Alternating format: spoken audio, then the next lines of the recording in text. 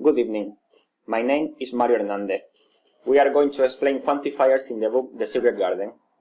First of all, I show my identity card to the camera to check my personal information.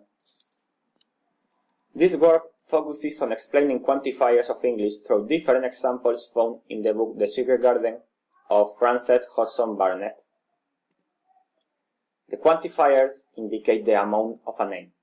They are answers to the question how many in some sentence. The first quantifier that we are going to study is many. Many express the idea of large quantity. It is used mostly in negative and interrogative phrases with the countable name in plural. For example, on page 333, the sentence, "Do you know how many rooms there are in this house?" The second quantifier that we are going to study is much.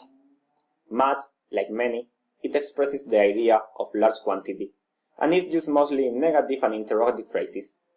The difference with many is that we use much only with countless names in singular. For example, on page 348, the sentence, "Mary had not had time to pay much attention to her changing face." Another quantifiers are some and any. It is used both for countless names or nouns and for plural, countable nouns.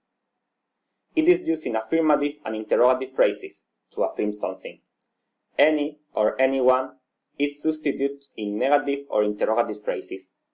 For example, on page 23, the sentence, "Miss Medlock had bought a lunch basket at one of the stations and they had some chicken and cold beef and bread and butter and some hot tea."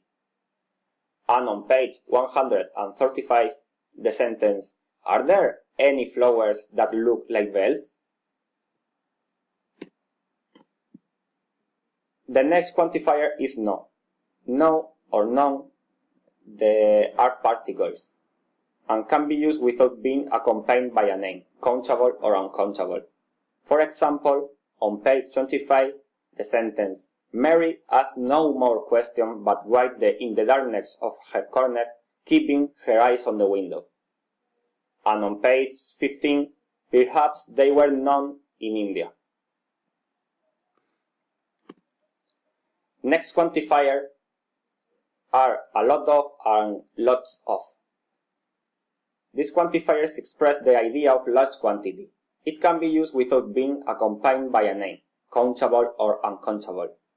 And like many and much, we don't use them in interrogative phrases. For example, on page 133, the sentence, "There's a lot of work to do here."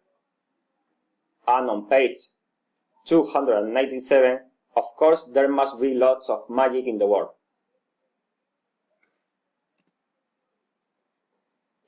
Little and a little express a small amount and are used only with countless names.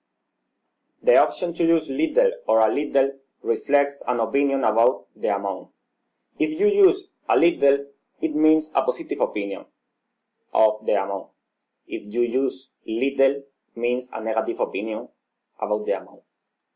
For example, on first page, the sentence, "She had a little thin face and a little thin body." And on page 2, "By the time she was 6 years old, she was as tyrannical and selfish a little pig as ever lived." The last quantifier that we are going to study today are few and a few. Few and a few express a small number. They are used only with countable names. The option use few or a few reflects the opinion about the amount expressed. Few describes the amount in a negative way, and a few described in a positive way. For example, on page 76, in India, the native spoke different which only a few people understood, and on page 307, every few yards it stopped to rest. And that's all. Thanks for your attention.